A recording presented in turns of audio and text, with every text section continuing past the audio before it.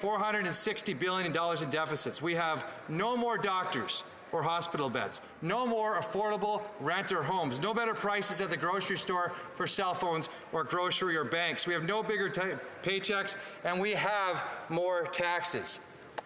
At the end of the day, Mr. Speaker, we need a government that's going to look after Canadians. That's a Conservative government. I look forward to continuing my speech right after the break. So when the honourable member returns, he'll have 4 minutes left in his speech, and of course to do questions and comments. Statements by members. Déclaration député. L'honorable député de Sherbrooke. The honourable member for Sherbrooke. Thank you, Mr. Speaker. We lost a giant on the Quebec music scene last Saturday. Jean-Pierre Ferland passed away at the age of 89 after a career spanning more than 65 years, 450 songs, and 30 albums.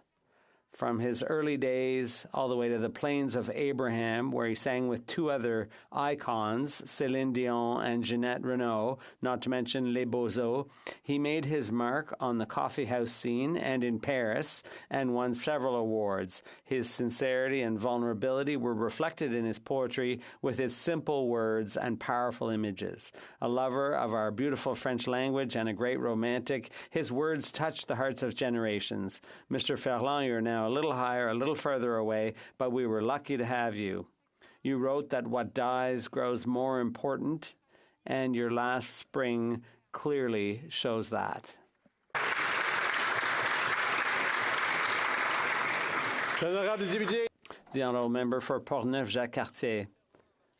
Jean-Pierre Ferland has marked the history of Quebec and world music with his inimitable voice and timeless songs. His exceptional career spanned more than 6 decades, punctuated by such undeniable hits as Je reviens chez nous and Un peu plus haut, un peu plus loin. Ferland was a poet of song, captivating his audiences with profound lyrics and haunting melodies. His musical legacy continues to influence generations of artists and fans. His passion for music, his commitment to his art and to his language, French, have left an indelible mark on Quebec's cultural landscape. Jean-Pierre Ferland is a true musical legend. His songs will continue to resonate through time, bringing comfort and inspiration to all who hear them. I assure you, Jean-Pierre, that we'll keep the fires burning and make our home a warm, welcoming, and unforgettable place. My wife, Isabelle, and all Quebecers join me in saying farewell, Jean-Pierre.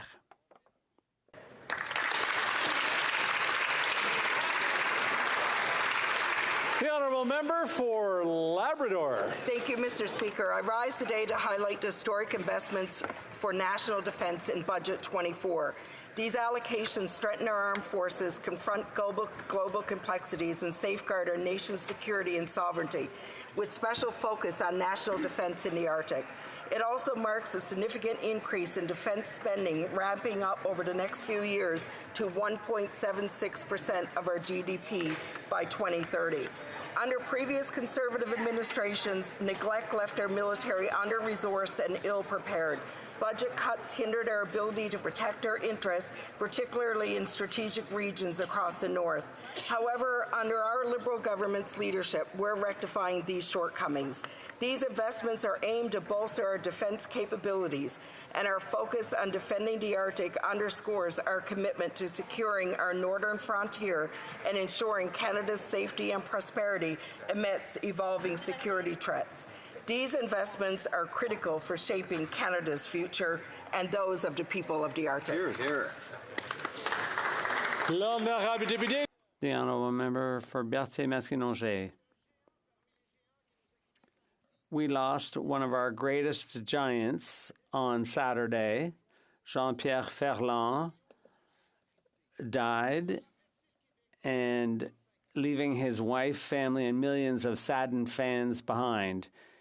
He was on the music scene in Quebec for 60 years, born in Montreal, then settled long ago in Saint-Norbert, and he wrote hundreds of songs and masterpieces. His repertoire is immense and marvelous, singing of love and women throughout his life. And with a thunderbolt, he gave us the giant album Jaune, perhaps the greatest record in Quebec history. Fortunately, he didn't really leave us. He didn't go away. He's still with us, standing on our shoulders and knees. But since we must exist, and this is from the lyrics of his song Le Chat du Café des Artistes. Thank you, Jean-Pierre. We were lucky to have you. L'honorable député de Saint-Laurent. Mr. Speaker, this year, Vanier College's Architectural Technology Program and Department is celebrating its 50th anniversary. The program offers hands-on technical knowledge of building and construction techniques, coupled with the study and practice of aesthetics and architectural design. Their state-of-the-art equipment and facilities, mandatory internships and fieldwork in the industry, and of course, their skilled, knowledgeable, passionate, and caring teachers, including Michael Lancioni, who works tirelessly to ensure his students get the most out of this program, are the factors that I take into account when I say that the program is a huge success. Vanier has produced countless architectural technologists who have contributed to the development of Quebec over the past 50 years. Congratulations to Vanier College and to the Architectural Technology Department. We're proud of Vanier's hardworking teachers, of their students, and we look forward to seeing what the next 50 years will look like. The honourable member from Dufferin-Caledon. April 28th is the National Day of Mourning, and it happened because two Labour activists who were driving to a union meeting were stopped because of a procession for a firefighter's funeral. And it was through the hard work of our unions that got this to fruition when Brian Mulrooney passed the Act in 1990. Now, progress has been made towards workers' safety. We know this. It's happened because politicians have passed bills and changed regulations.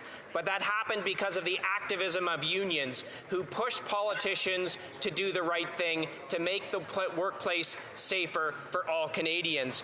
But we've not made enough progress. Last year, almost 1,000 Canadians lost their lives on the worksite. One is too many. And I know, and all Canadians know, that as unions that will be at the forefront pushing for improved safety for all Canadians, for their brothers and for their sisters, so no more lives are lost. The honourable member for Aurora Oak Ridges, Richmond Hill. Thank you, Mr. Speaker. It's been 1 week since Earth Day, and in my riding of Aurora Oak Ridges, Richmond Hill, the momentum continues. We've had several cleanups and tree planting events led by community members like Oak Ridges Lion Club, the Aurora Arboretum, LEAF, the City of Richmond Hill, the Town of Aurora, and the entire York Region community. And last week, we welcomed to Richmond Hill the United Nations University Institute for Water, Environment, and Health. This is a real testament to the dedication of Richmond Hill to our environment, and we're thrilled about the new partnership and the leadership of a sustainable transition and innovation, not only in our region, but worldwide, under Dr. Kava Madani. This is a testament, as I said, to the strong connection and dedication that our riding has to the environment, which makes Earth Day even more special in our riding. So happy Earth Day to everyone, and thanks to all the wonderful organizations and communities standing up for environmental protection. The honourable member from Steveston, Richmond East. This April, we celebrated the 5-year anniversary of Sikh Heritage Month becoming Canadian law. Celebrations closed out this month with a history-making performance by Punjabi artist Diljit Dosanjh selling out BC Place Stadium. Sikh Heritage Month is as much about where we are now as it is about how we got here. It's important to continue sharing untold stories of our shared Canadian heritage. Stories of how Sikhs landed on our shores as distinct military cavalry in 1897 and sparked the settlement for future changemakers. These were discriminatory times and racist times, Mr. Speaker. Leaders emerged to fight for equality. People like Naginder Singh Gill, who rallied our community to lobby federal and provincial governments to return our right to vote. We were not alone. Sikhs rallied the Chinese community and found support from Montreal Liberal Member of Parliament Samuel Jacobs, who was for many years the only Jewish Member of Parliament in Canada. A few decades of struggle, in 1947, Maninder Singh Badial became the first Canadian of Indian descent to vote in a federal election. I invite everyone to join celebrating Sikh Heritage Month, learning and sharing untold stories about our shared Canadian heritage and the patriotic identity. The honourable member from Regina, Wascana. Mr. Speaker, last month, Greek Prime Minister Kyriakos Mitsotakis visited Canada. As was the case with so many other world leaders, the Greek Prime Minister said that his country would welcome more liquefied natural gas imports from Canada. In an interview with CTV's Vashi Kapelos, the Greek Prime Minister said, quote, "As fast as we go in terms of our renewable penetration, we will still need a reliable source of electricity. And for us, for Greece, we don't have nuclear. We're completely moving away from coal, so that leaves natural gas for the foreseeable future," unquote. Unfortunately, this Prime Minister apparently still believes there is no business case for Canadian oil and gas exports to Europe, and Canadian oil and gas should just stay in the ground. Mr. Speaker, when is this Prime Minister going to realize the world needs more Canadian energy? The honourable member from Waterloo. Mr. Speaker, a constituent wrote about a Waterloo resident who passed away on January 8th with the humane, caring, intelligent professional services of the MAID program. He shares his older brother endured the unrelenting, cruel degeneration from Parkinson's for about 5 years, until almost every aspect of his life was greatly diminished, with zero hope of abatement or cure. Last year, his older brother started to look forward to departing on his own terms in his own home with the loving support of his wife and family. He told his younger brother to organize a farewell party the morning of his departure. He wanted no tears or unhappiness, just family members celebrating the excellent years he enjoyed so much. And he wanted to participate in his own celebration of life. April is Parkinson's Awareness Month. Life with Parkinson's is going to look different for everyone, and it's changing over time. To all those affected by PD, including people living with the disease, their care partners, medical teams, and others, we are here fighting alongside you for better supports and services. Thank you, Mr. Speaker. The honourable member from Chatham-Kent, Leamington. Mr. Speaker, this past week I attended the Canadian Produce Marketing Association annual meeting and trade show in Vancouver. The fruit and vegetable industry gathered to engage in effective ways they can continue to feed the nation and supply Canadians with healthy, nutritious food for their families. I was proud to see the number and both the quality and quantity of exhibitors from Chatham-Kent, Leamington front and center at the show. But I also heard about the severe challenges the industry is facing, how the Prime Minister's carbon tax is resulting in higher food costs, the profound ramifications of the Liberal plastics ban, how it will decrease both our access to fresh produce and will increase the cost and the amount of food waste. Every person I spoke to was adamant that Canadians want an election, a new government. Hear, hear. Mr. Speaker, when will the Prime Minister step down, axe the tax, scrap the plastics ban, and allow Conservatives to restore common sense to this country? Hear, hear. The honourable member from Bay of Quinte.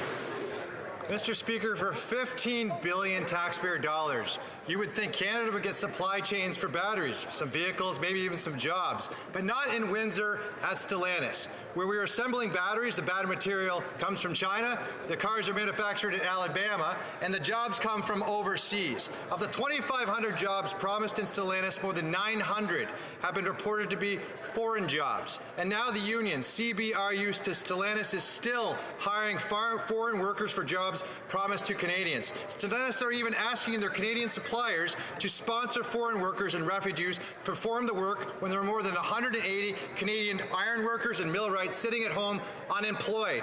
Canadians deserve a government that will stand up for Canadian workers. Only common sense Conservatives will ensure Canadian tax dollars are used wisely, that any taxpayer-funded job is given to Canadians, not foreign replacement workers. Mr. Speaker, the Prime Minister must release all EV battery contracts. It's time to show taxpayers how much we are paying for foreign replacement jobs.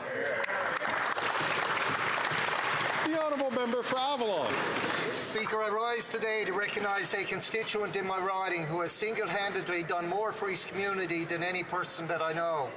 Heber Best of Kelligrews, Conception Bay South, has been a volunteer for more than half a century, volunteering with organizations such as the Red Cross, CNIB, and local Lions Club, a group he was instrumental in introducing to our town 53 years ago. Whoa. He successfully secured funding for a local skating rink, indoor swimming pool, upgrades to the local soccer field, and construction of affordable housing units for seniors, as well as the introduction of an annual youth public speaking contest. Over the years, Mr. Best has been presented with several awards, including the Newfoundland Labrador Volunteer Medal, the Lion of the Year, the Judge Brian Stevenson Fellowship Award, and the Melvin Jones Fellow Award. His contribution to our community and our province should stand as a symbol of what selflessness is, and we should all aspire to model our own lives by his example. I invite all members to join me in applauding Mr. Best for his outstanding generosity and caring spirit. Hear, hear.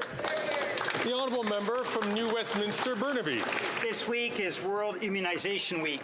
Vaccines are crucial tools in safeguarding communities worldwide, preventing up to 5 million deaths every year from diseases such as tetanus and influenza. Vaccination campaigns have allowed us to eradicate smallpox, defeat polio, and decrease child death by over 50%. Yet challenges remain. Declining vaccination rates have brought back deadly diseases, resulting in ongoing outbreaks. Globally, 1 in 5 children are under-vaccinated or not vaccinated at all, jeopardizing their lives and futures.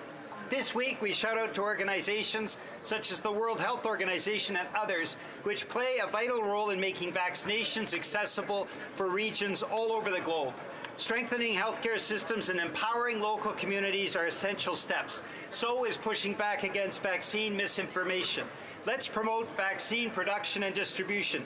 In this World Immunization Week, let's ensure that we reach every child with life-saving vaccines.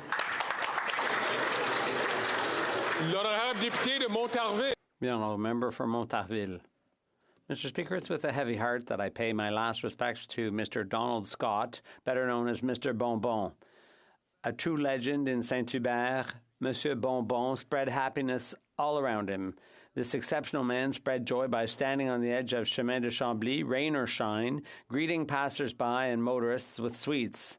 After a heart attack deprived him of the use of his legs, he didn't give up. He overcame his disability by devoting himself to others, including raising funds to help people living in his area. During the pandemic, there was great concern when it came to light that he had caught COVID. True fighter that he was, he overcame the virus and resumed his seat in his wheelchair, decked out in the colors of the Quebec flag, in order to continue greeting people. On behalf of the Bloc Québécois and myself, I extend my deepest condolences to his family and friends. Farewell, Monsieur Bonbon, and thank you for everything. The Honourable Member from Kelowna Lake Country. Mr. Speaker, this very week, exactly a year ago, I brought up open drug use in parks and playgrounds, how our communities were less safe, and how there were serious safety concerns, with law enforcement saying they were being handcuffed. And yet, the Liberal and NDP MPs clapped vigorously to support their drug policies. In BC, there's more people dying, more diversion of government drugs, and more unsafe drug paraphernalia littering our neighborhoods, more challenges for our law enforcement.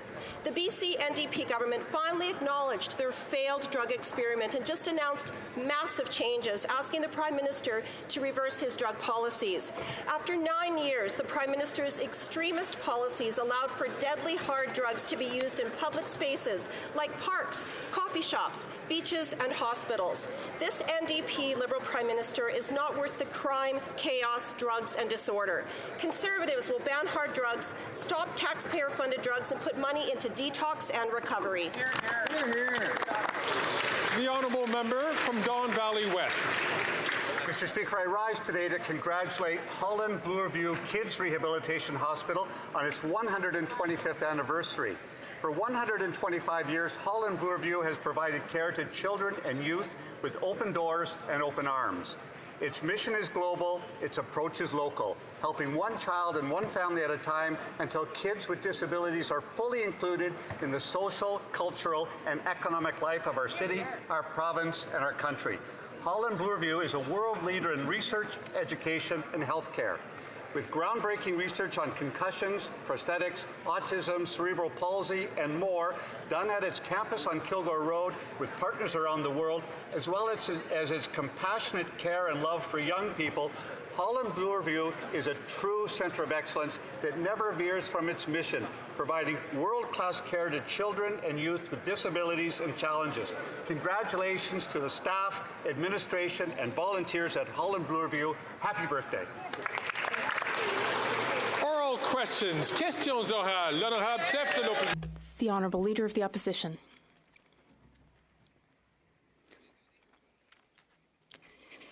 There's been tragic data today, Mr. Speaker. 25% of Quebecers are living below the poverty line, that is, below a good average life. And this is a direct result of the centralizing, bureaucratic, unnecessary spending of this Prime Minister. And his spending is 100% supported by the Bloc Québécois. Mr. Speaker, when will the Prime Minister and the Bloc Québécois stop impoverishing Quebecers? The Honourable Deputy Prime Minister and Minister of Finance. Mr. Speaker, 2 weeks ago, we unveiled our budget. Our budget seeks to ensure fairness for all generations and for all Quebecers. Currently, a carpenter and a nurse pay taxes at a marginal tax rate that is higher than that paid by big business. That's not fair. Yet the Conservative leader opposes our plan for fairness. The only thing these Conservatives want is austerity. The Honourable Leader of the Opposition. After 9 years, this Prime Minister is not worth the cost. He's not worth the cost for Quebecers. Quebecers are paying double for rent, for housing, and to service the national debt. This Prime Minister is a big spender. He is spending $54.1 billion on debt services charges instead of on health. What's worse, the Bloc Québécois voted in favor of this Prime Minister's spending. They support $500 billion in spending. Once again, when will this Prime Minister stop making Quebecers poorer? The Honourable Deputy Prime Minister and Minister of Finance. Mr. Speaker, here's the reality. What we just heard is untrue. Here's the truth. Canada has a AAA credit rating. Canada has the lowest debt and the lowest deficit of all G7 countries. The Conservatives are against our plan because the only thing they're in favor of is austerity, and they also support their very wealthy friends. Leader of the Opposition. After 9 years, this Prime Minister is not worth the drugs, disorder, death, and destruction. In May of 2022, he granted the BC NDP government's request for a criminal code exemption to allow crack, meth, heroin, and fentanyl use in parks, coffee shops, hospitals, beaches. Overdose deaths since exploded to a record-smashing 2,500 lost lives. The BC NDP government has reversed course and asked the federal government to recriminalize some hard drugs. Why won't this Prime Minister recriminalize these deadly drugs? The Honourable Minister for Mental Health and Addictions. Mr. Speaker, on this side of the House, we answered the call of the BC government when they requested the exemption on decriminalization of personal possession of certain illicit drugs. Mr. Speaker, what is driving this overdose crisis is the illegal drug supply. Every life lost is a tragedy. I met with Minister Whiteside this past Friday. We are reviewing their exemption request. Mr. Speaker, we have a clear lens on public health and public safety because we have a plan. They do not. The Honourable Leader of the Opposition. She's wasting time while people are dying. In the year after this radical Prime Minister granted the decriminalization of crack, heroin, and other hard drugs in parks and hospitals, 2,500 people died. The overdose death in the 9 years of this Prime Minister have tripled to the fastest rising of the 11 countries studied by the Commonwealth Fund. Nurses are afraid to go to work because they have to put up with addicts using meth, crack, and weapons in their hospital room.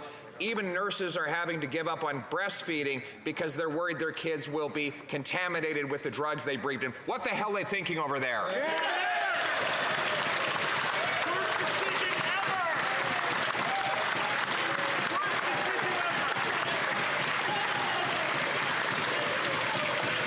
The honourable member, as a long-time member of this House, I'll just ask him to withdraw the offensive word, because it is not parliamentary. I withdraw because they're not thinking over there.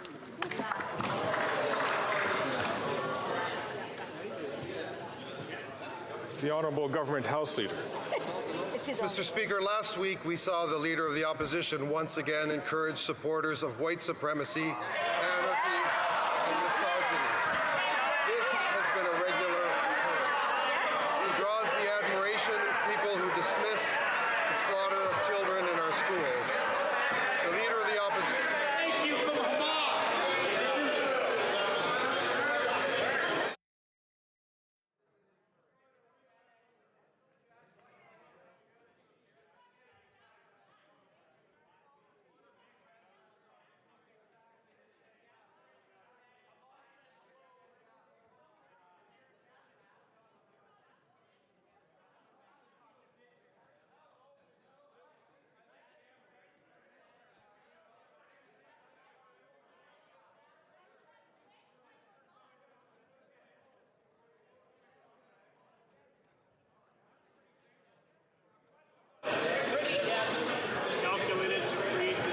I'm going to invite the government House leader to start from the top and to choose his words very carefully so that they do not cause disorder in the House. Mr. Speaker, last week we saw the Leader of the Opposition once again visit with supporters of white supremacy, anarchy, and misogyny. This has been a regular occurrence. He draws the admiration of people who dismiss the slaughter of children in schools. The Leader of the Opposition now has 30 seconds to speak to this House and to Canadians once I sit down. I ask him to clearly disavow the views of these dangerous people. Will he do that? That is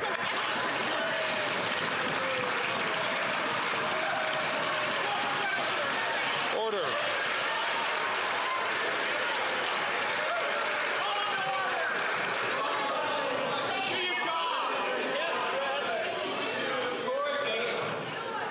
The honourable Leader of the Opposition. I unequivocally disavow the guy who spent the first half of his adult life as a practicing racist, dressing up in blackface,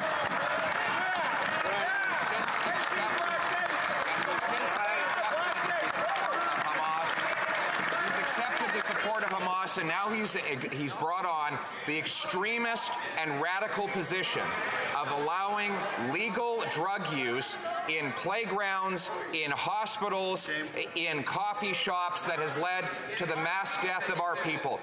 Will he not refuse the demand of Toronto to replicate the decriminalization nightmare in BC?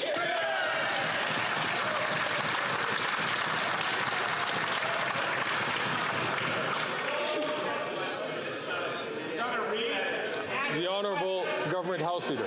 Mr. Speaker, I'm sad to say the Leader of the Conservatives, the Opposition, has shown us his true colors. He speaks without conviction and clarity on a question that should be very, very, very simple for him to address. His silence speaks volumes. This is not leadership, Mr. Speaker. This is political cowardice.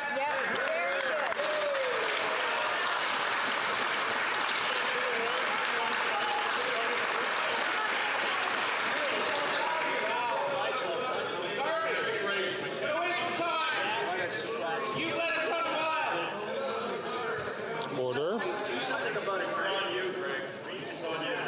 The Honourable Député de La Prairie. The Honourable Member for La Prairie. When the Prime Minister unveiled his budget, or rather his plan to invade Quebec's areas of jurisdiction, he justified it by saying, citizens don't care which level of government is responsible for what. Well, a Léger poll found that 82% of Quebecers think that the federal government should respect the division of powers. This is more proof that the Prime Minister is completely out of touch with reality. Quebecers are clear that what they want is for the federal government to work with other governments. Instead of playing politics, why doesn't the Prime Minister give Quebecers the money that they deserve? That is what Quebecers want. The Honourable Minister of Transportation. Mr. Speaker, in the budget, we are investing in housing. The Conservatives and the Bloc are complaining. They're going to vote against it. In our budget, we are investing in dental care. The Conservatives and the Bloc complain and will vote against it. Mr. Speaker, the bottom line is that these two parties will find different excuses to vote against this one budget. And if we were to listen to them, to either of them, then at the end of the day, Quebec would end up with nothing. The Honourable Member for La Prairie. Quebecers are not the only ones who are against interference. All the provincial and territorial premiers have added their signatures to those of the Premier of Quebec in a letter calling on Ottawa to respect our areas of jurisdiction, such as health, education, and housing. They are all calling for the right to opt out with full financial compensation from any federal intrusion outside its areas of jurisdiction. Everyone is opposed to federal interference from coast to coast to coast. When you think, as the Prime Minister does, that everyone else is wrong, maybe it's because you're the one who is looking for a fight. What does the Prime Minister have to say about that? The Honourable Minister of Transportation. Well, Mr. Speaker, seeking to pick a fight, well, the Bloc Québécois are the true experts. In fact, they have a PhD in picking fights, Mr. Speaker. Mr. Speaker, the Bloc is voting against our budget. They say it's important to help seniors, but they're voting against the budget. The Bloc says that we need to help Canadians, but they vote against the budget. They're complaining. They keep complaining. But they don't actually do anything. It's all talk, no action from the Bloc Québécois. The Honourable Member from Burnaby South. This government stood by while food prices and rent skyrocketed. This hurts people living with disabilities disproportionately. After making folks wait more than 3 years, they announced a disability benefit that's too little, doesn't cover enough people, and is going to be clawed back by provinces. People struggling to put food on their table have been given crumbs by this government. When will the Prime Minister get serious about helping people living with disabilities? The Honourable Deputy Prime Minister and Minister of Finance. Mr. Speaker, we are glad to be the first government, the first federal government in Canadian history to put forward the financing for support for people with disabilities across our country. That is a milestone. It is a very big deal. Mr. Speaker, this is just the first step. We recognize there is more to do, including working carefully with provinces and territories, and we're going to do it. L'honorable député de Burnaby Sud. The Honourable Member for Burnaby South. This Liberal government is failing people living with disabilities. Les groupes luttons. Advocates for those living with disabilities are clear. The announcement of the disability benefit is just not enough. It's not working. $200, that's not enough.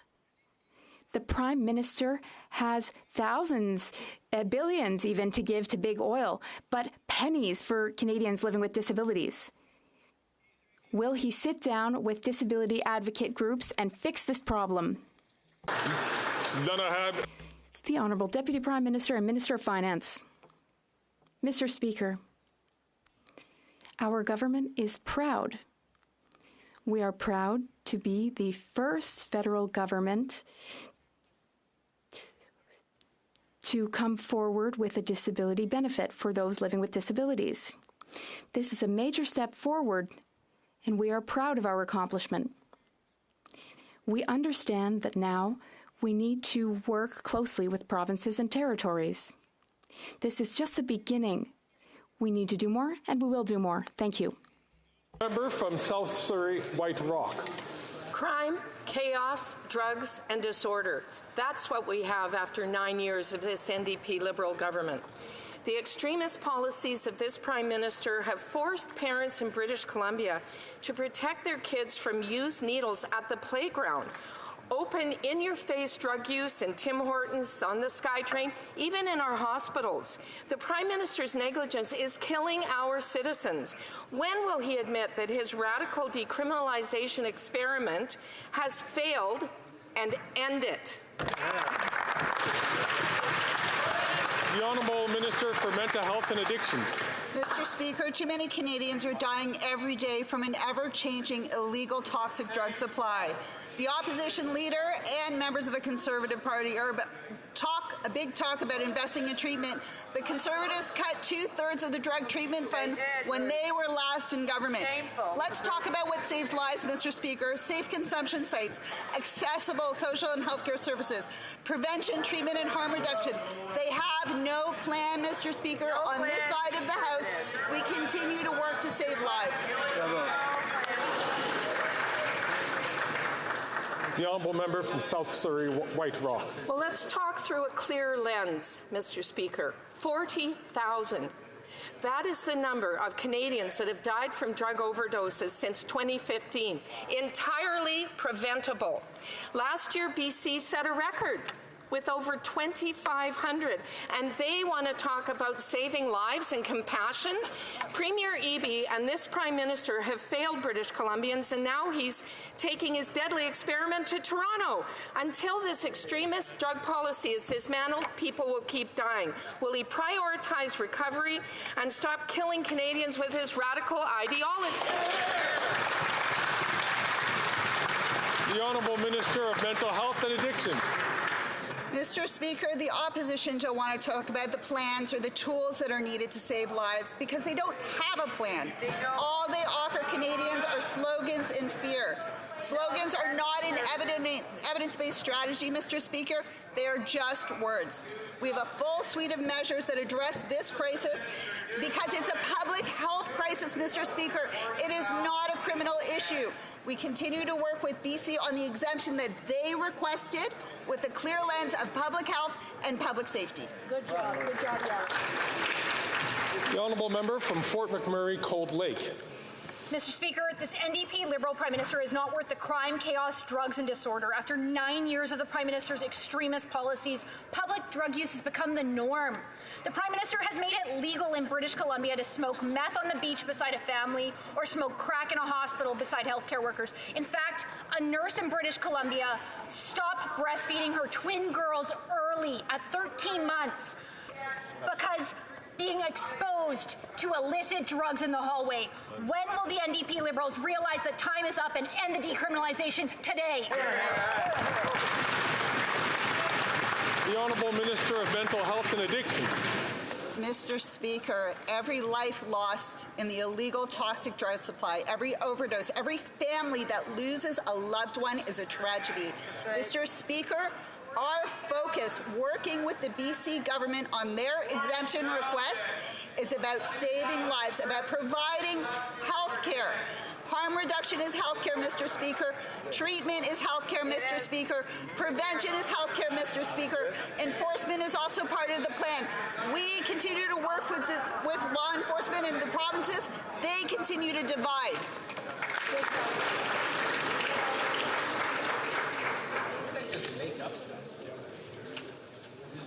I'm going to ask the member from Northern Rockies to please make sure that he only takes a microphone when he is recognized. The Honourable Member from Fort McMurray, Cold Lake. I'm sorry, Mr. Speaker. Drug deaths are up 380% in BC since 2015 when they took office. So the NDP Liberal Coalition unleashed a horrific experiment in British Columbia, and now the NDP Premier is pleading with the Prime Minister to fix this disaster. But what what we're learning is the Toronto minister has decided they're going to double down and they want to expand this failed project into Toronto. After 9 years, this NDP Liberal government's drug policy is failing Canadians, and the Prime Minister is not worth the cost. Instead of expanding this, will they do the right thing and just end this policy today? The Honourable Minister of Health. Mr. Speaker, around the world, opioid deaths are taking so many lives. The only way we can rise and meet that moment is with truth and evidence, and not inflaming through spreading false information this situation. I would ask the member opposite, instead of trying to seek opportunity to attack in this House, to work collaboratively on evidence-based solutions that save lives. Like her, like every member of the House, when a life is lost, it rips us all apart, and we have to meet it with truth and honesty and set aside partisanship, Mr. Speaker.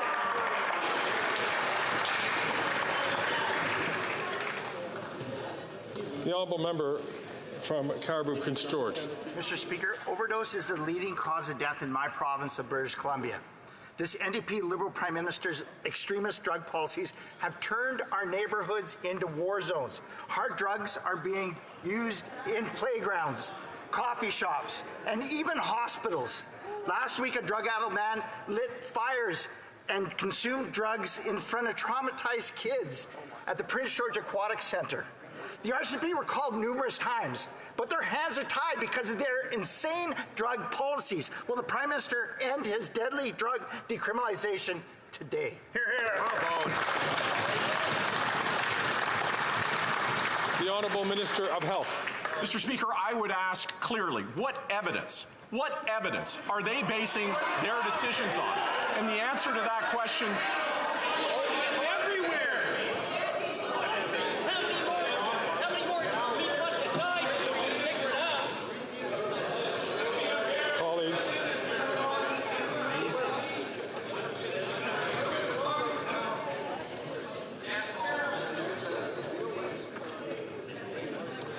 the Honourable Minister has 25 seconds left on the clock. Mr. Speaker, replacing science with slogans, replacing research and evidence with talking points will not fix this problem, Mr. Speaker. There is not a person in this House who is not ripped apart when we watch somebody lose a loved one to this crisis. But to meet it with partisanship, to meet it with pretend solutions, to do things that have failed in other jurisdictions is a disgrace to those who have lost family members, Mr. Speaker.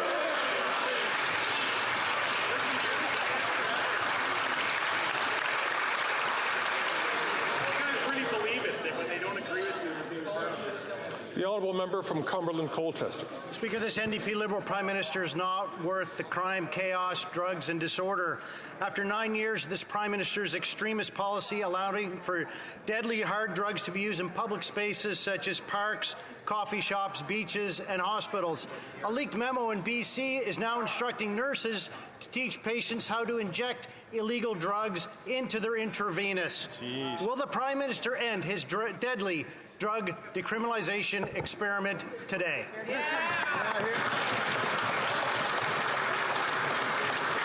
The Honourable Minister of Mental Addictions and Health. Speaker, on this side of the House, we are committed to saving lives and making sure people who use drugs don't die alone. We moved forward with the decriminalization pilot project at BC's request and have always maintained it would be rigorously monitored and adjusted as needed. We know a full suite of tools, including harm reduction, are needed. Even the MP from Caribou Prince George knows it. He said himself, quote, I asked if safe injection sites were helping. They did say that safe injection sites probably do help. Mr. Speaker, every tool, every resource to save lives is what we are committed to. The Honourable Member for Lac-Saint-Jean. This morning, La Presse reported on 5 families of Indian origin crammed into one apartment because of the housing crisis. It's outrageous to see such a thing in Canada, but sadly, this is the reality for thousands of asylum seekers. They arrive here and they realize that they don't even have the right to work to support themselves because the federal government takes 2 years to give them work permits. Then they realize that it now takes Ottawa 38 months to process asylum applications. 38 months, Mr. Speaker.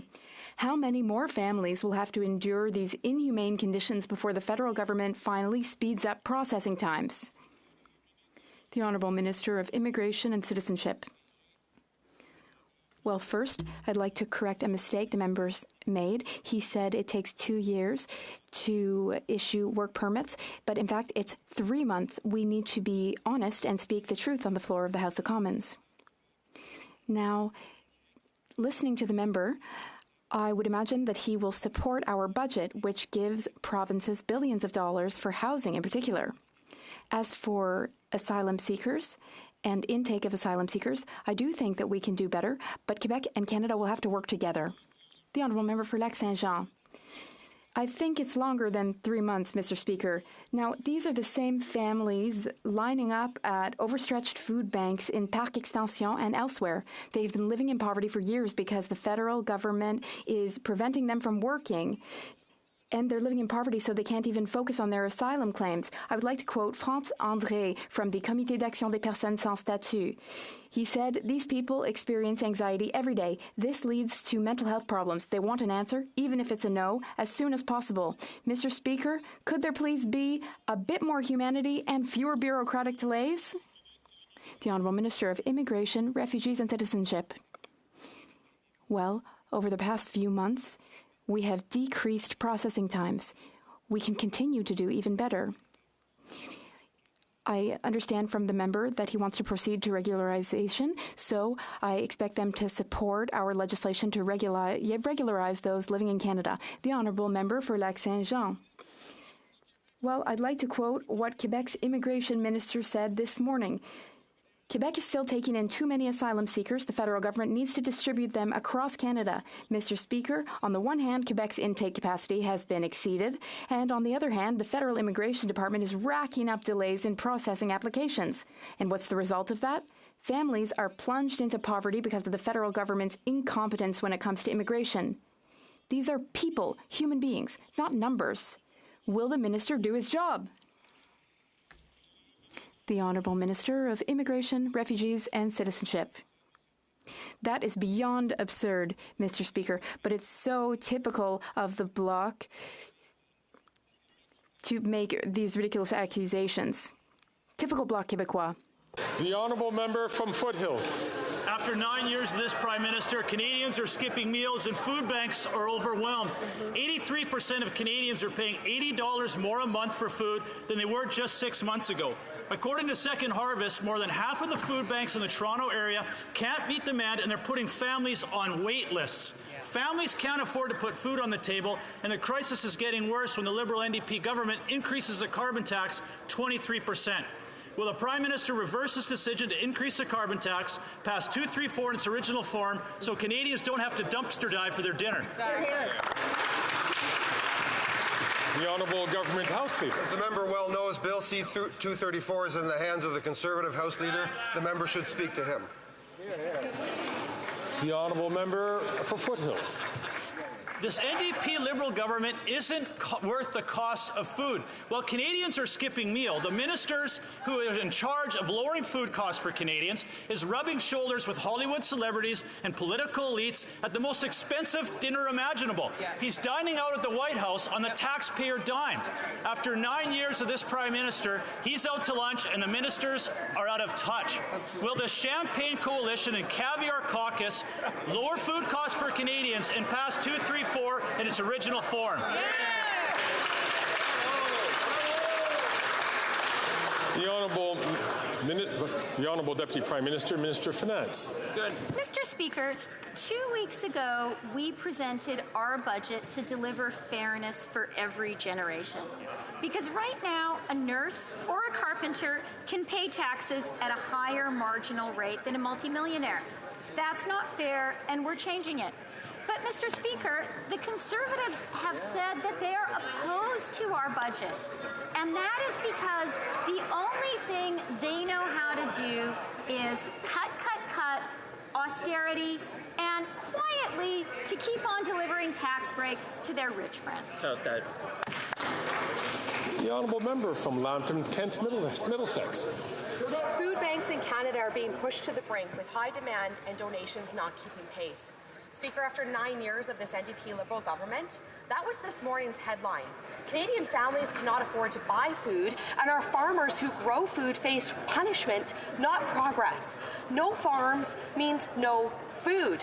From high cost to empty store shelves, this Prime Minister and his costly carbon tax are not worth the cost. So will the Prime Minister finally axe the carbon tax so our farm families can stay in business and Canadian families aren't forced to use food banks? Good question. The Honourable Deputy Prime Minister and Minister of Finance. Mr. Speaker, our government believes in fairness for every generation, especially younger Canadians. That's why we are investing in building more homes faster. We're investing in making life more affordable with programs like early learning and child care and dental care. And we're investing in jobs and growth.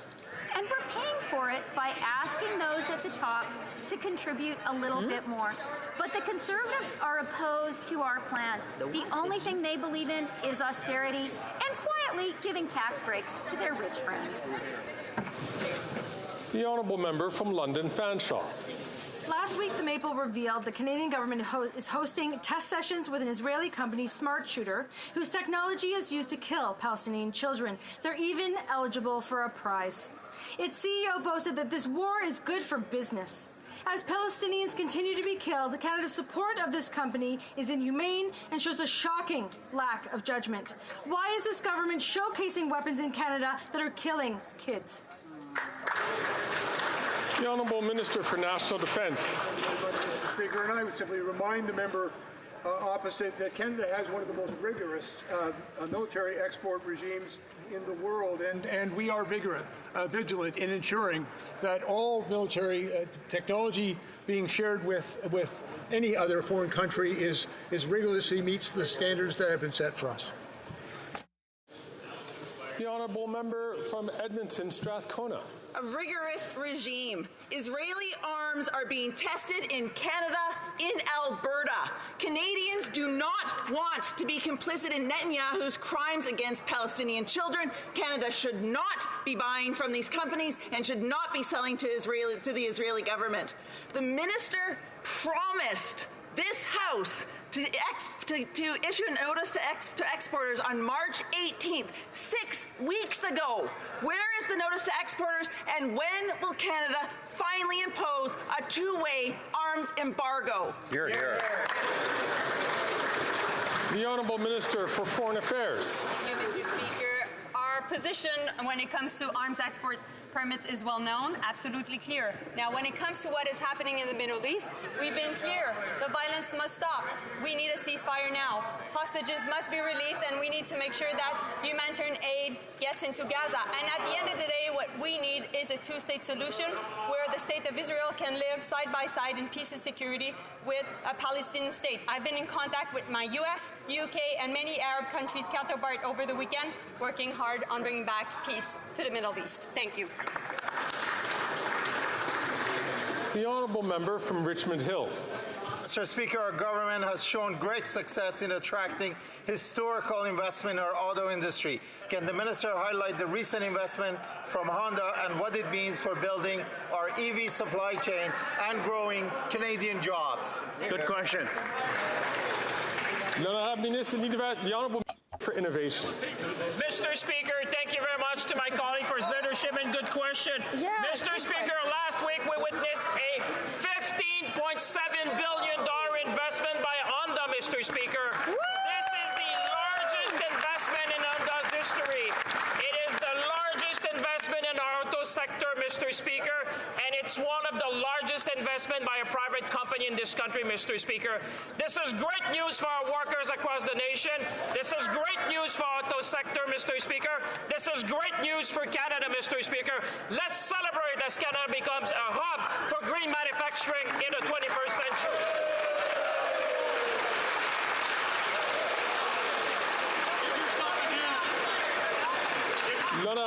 The Honourable Member for Charlebourg-Haute-Saint-Charles.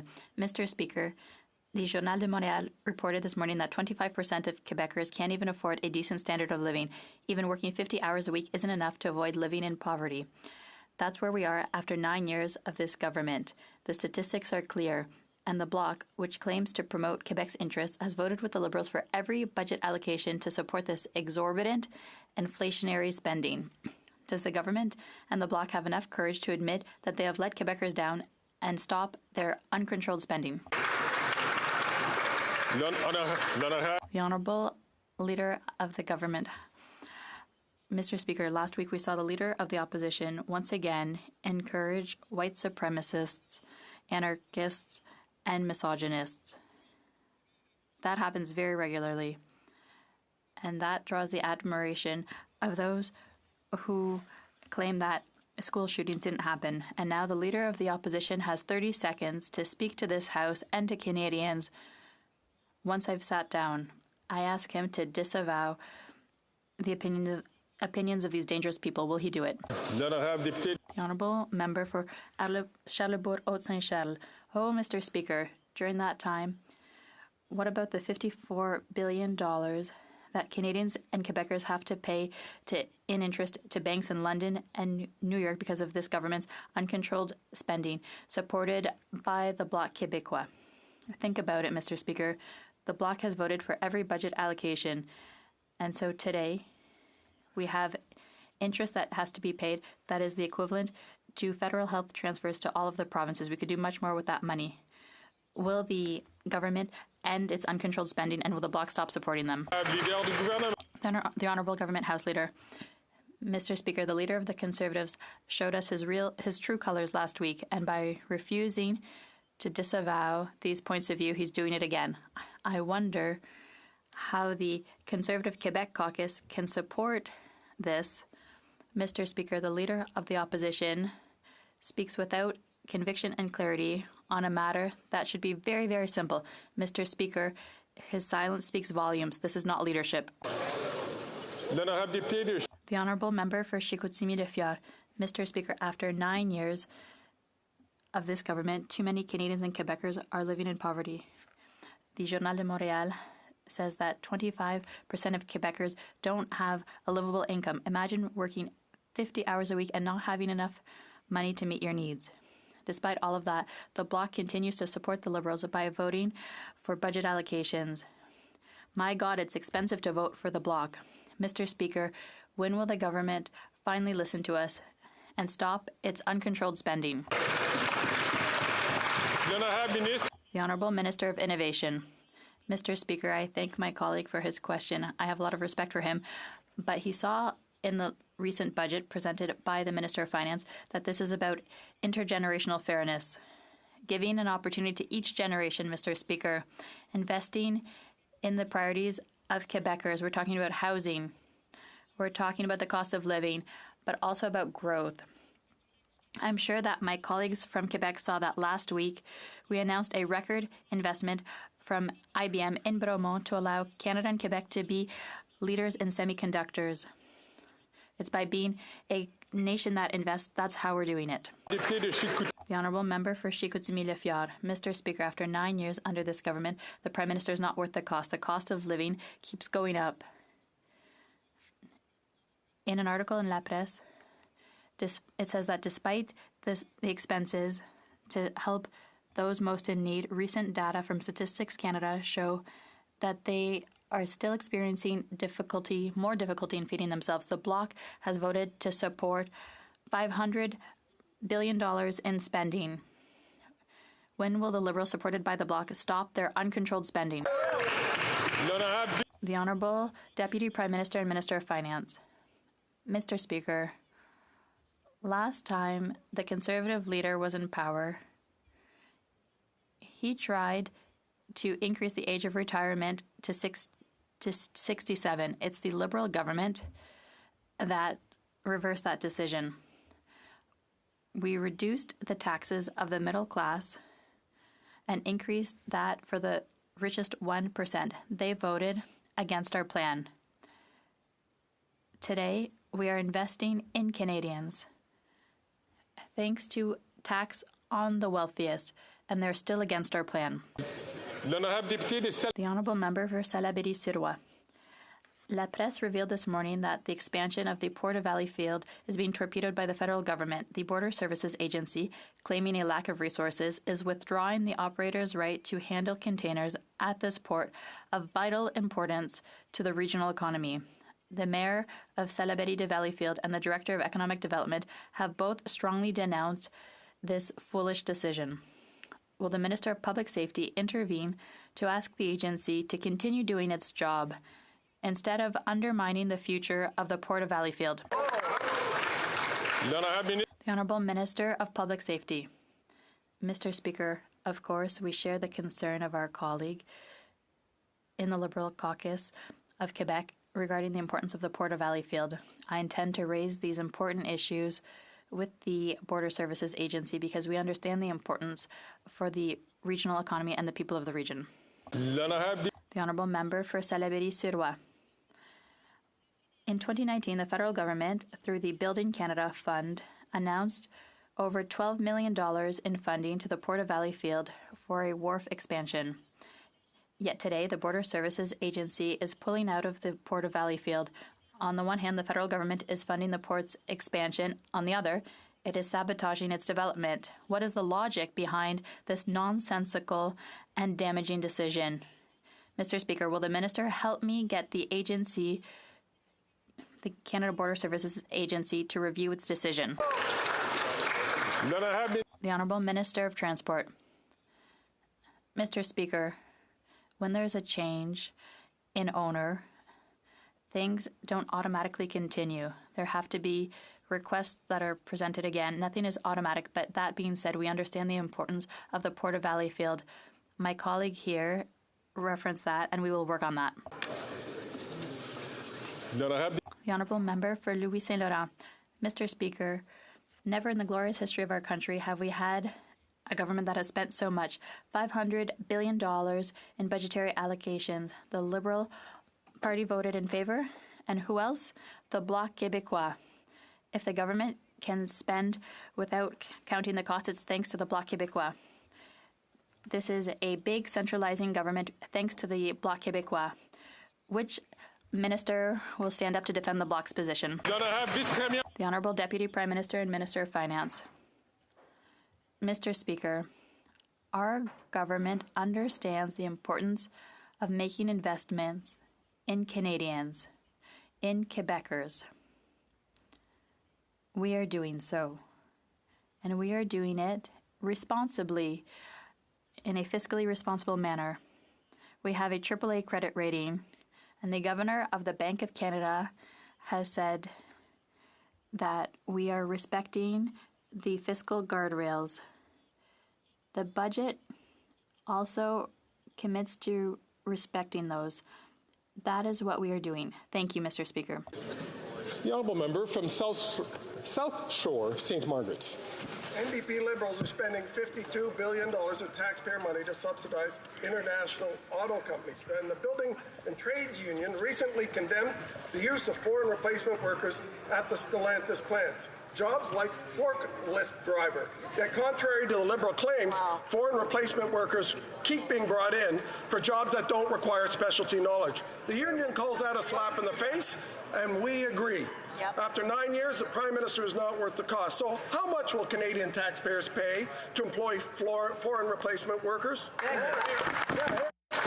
The Honourable Minister for Innovation. Mr. Speaker, instead of spreading disinformation, Mr. Speaker, this member should be standing with all Canadians in this House and making sure that we maximize jobs for Canadians. That's exactly what we're doing, Mr. Speaker. The investment that he's talking about is going to create more than 2,500 direct jobs at this plant, Mr. Speaker. That's going to be one of the largest battery assembly plant in North America, Mr. Speaker. We should all be proud that Canada now ranks first in the world for the battery ecosystem we've built, Mr. Speaker. This is according to Bloomberg. We're going to keep investing in Canadians. We're going to keep investing in jobs, and we're going to keep investing in the auto industry. The Honourable honourable member from South Shore St. Margaret's. It's this Liberal minister is spreading disinformation because in committee admitted he hadn't read the contracts. Wow. But I've read both, Stellantis and VW. And do you know what's not in them? Any requirement that jobs at these plants be Canadians only. Canadians don't believe this Prime Minister, and since I've read the contracts, I don't either. The NDP Liberals are hiding the truth. If this Prime Minister has contractual job guarantees, he will have no problem proving me wrong. That's right. Will the Liberals release the contracts, yes or no?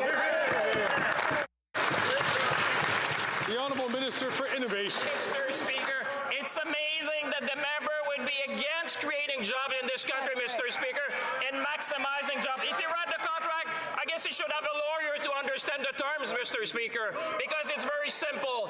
The terms are maximizing Canadian jobs, but it gives me an opportunity, Mr. Speaker. We should rejoice. Just last week, we announced and we supported the largest investment in the auto sector in Canada's history. Honda is going to be investing $15.7 billion, Mr. Speaker, in this country. Mr. Speaker, we're attracting record investment. We're going to create jobs, and we're going to fight for every Canadian jobs. The honourable member for Kingston and the Islands. Mr. Speaker, this government's policies have been focused on promoting diversity, respect, and equality amongst all Canadians. On that side of the House, however, we learned last week that the Leader of the Opposition visited an encampment set up by individuals linked to extreme far-right groups like Diagolon. Wow. CSIS says Diagolon encourages and inspires serious violence, yet the Conservative leader is refusing to denounce them or apologize for engaging with them. Can the government please reiterate how we will keep Canadians safe from extreme groups and what our responsibilities are as political leaders?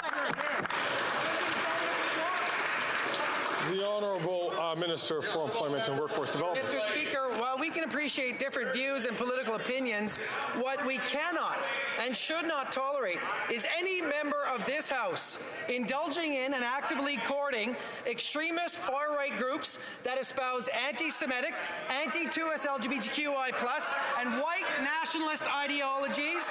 The Conservative leader's embrace of, and quite frankly, Mr. Speaker, refusal to denounce Diagolon in this very...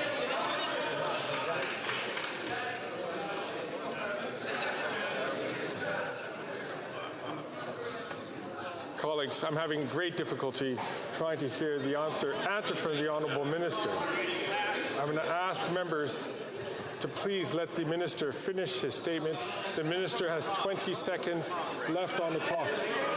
Mr. Speaker, the Conservative leader's embrace of and refusal to denounce Diagolon is incredibly alarming. That he will do anything to win speaks volumes to his values, and Mr. Speaker, quite frankly, is sending chills across this country. On this side, we will always defend Canadians and Canadian values.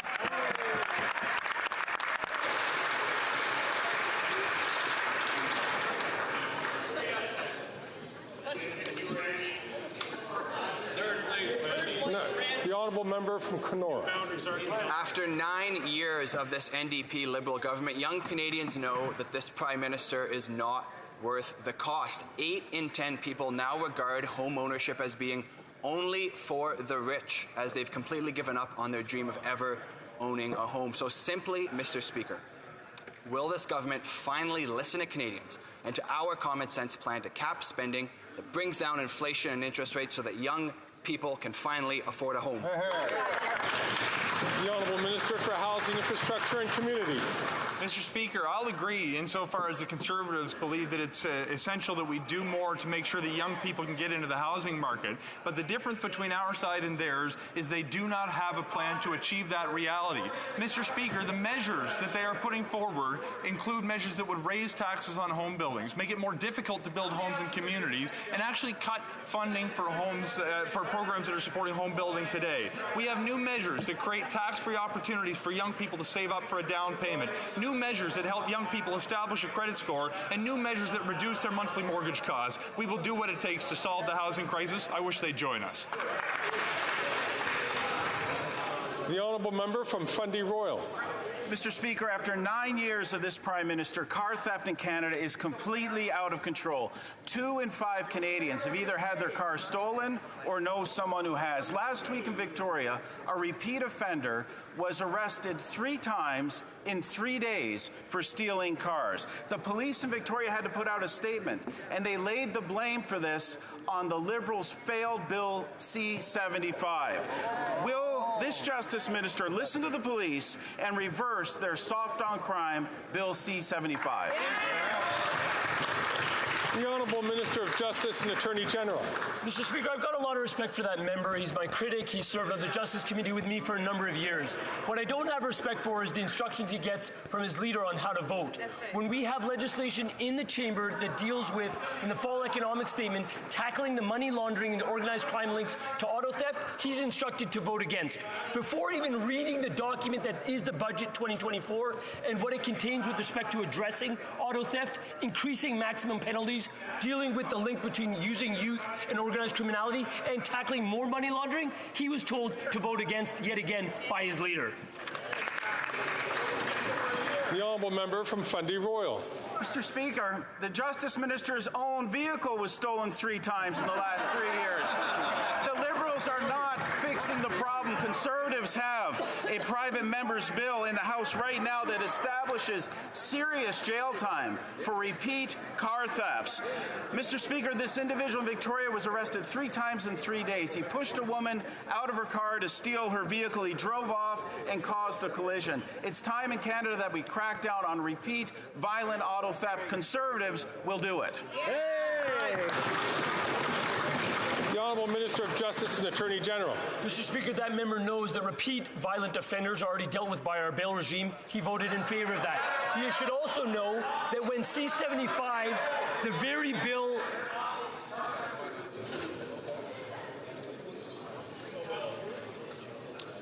I'm going to ask members, please, to allow the minister to listen to his question. I'll ask you to settle down. The Honourable Minister from the top. Thank you very much, Mr. Speaker. That member knows and should know that on the bail reform bill that he actually voted in favor of, it tackles serious violent repeat offenders, which would include those who use serious violence in committing an auto theft. What he should also realize is that the very bill he impugns, Bill C-75, when that was before this chamber in the 42nd Parliament, we promoted an augmentation, an increasing in the penalty that is available for auto theft. He and all of his colleagues voted against. What I would prefer is some collaboration and a bit less hypocrisy. The Honourable Member from Halifax West. Mr. Speaker, our government is making historic efforts to solve Canada's housing crisis.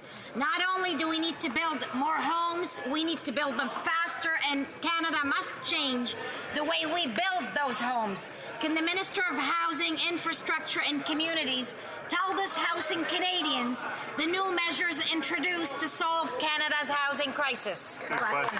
The Honourable Minister for Housing, Infrastructure and Communities. I thank the Honourable Member for her question and for her advocacy for housing supports, particularly for the most vulnerable across the City of Halifax. Mr. Speaker, I'm pleased to share that we have put forward a plan to solve Canada's national housing crisis. It includes new measures that will help make it easier to build more homes by reducing the costs, eliminating the barriers, including freeing up more public land. It includes more measures to help young people save up for a down payment and to reduce their mortgage costs. And it also includes measures to support those who cannot afford to have a roof over their head, including a recent investment of $11 million to build more housing for persons with disabilities and seniors. We're going to continue to make the investments to solve Canada's housing crisis. The Honourable Member from Courtenay, Alberni. Mr. Speaker, last week the BC police chiefs told us it is deadly street drugs laced with fentanyl that is killing thousands, not the diversion of safer supply. They clearly advise that preventing people from using drugs in public and preventing toxic drug deaths requires more, not fewer safe consumption sites. BC has listened to the police call for more tools to deal with the public use of illicit substances. When will the Liberals ignore Conservative disinformation, recall the expert task force, and formulate a comprehensive plan to end the toxic drug crisis? When? The Honourable Minister of Mental Health and Addictions. The Thank you, Mr. Speaker. Mr. Speaker, I want to thank the member for being a collaborative partner in addressing the toxic drug supply and the tragic overdose deaths that are taking over this country from day to day. We're committed to a comprehensive, collaborative, and evidence-based substance policy approach. We appreciate the excellent work of the expert task force on substance use, whose mandate was to provide advice to the government on a renewed Canadian drugs and substance plan. It's important that the actions be informed by independent advice of experts and evidence. I've asked the department to reestablish an expert advisory committee, and work is underway. The honourable member from Spadina, Fort York. Mr. Speaker, Canadians want to know how a deportation order, one upheld by a federal court, of a person convicted of 5 criminal charges and who didn't like to attend much school despite being in Canada on a student visa, somehow still managed to get ministerial intervention to stop his removal. Did the Minister of Immigration intend to make a mockery of our legal and immigration systems? Or was this intervention guided by the hope of getting a few more votes for his party in BC? Hear, hear. The Honourable Minister for Immigration, Refugees and Citizenship. As the member well knows, these are not matters that we talk about publicly, much less on the floor of the House of Commons. Thank you.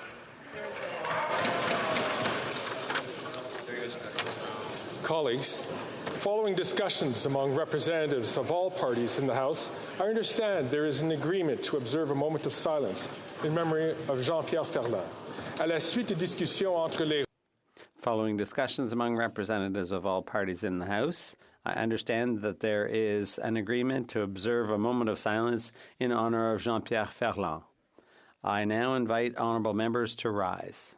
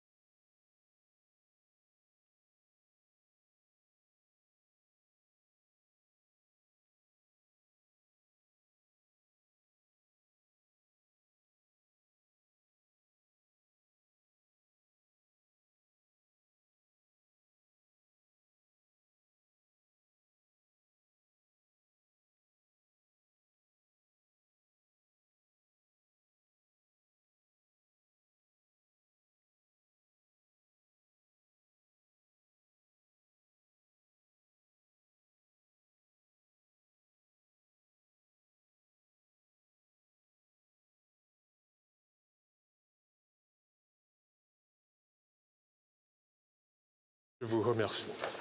Thank you. It being 3:15, the House will now proceed to the taking of the deferred recorded division on the motion to concur in the Senate amendments to Bill C-29. Call in the members.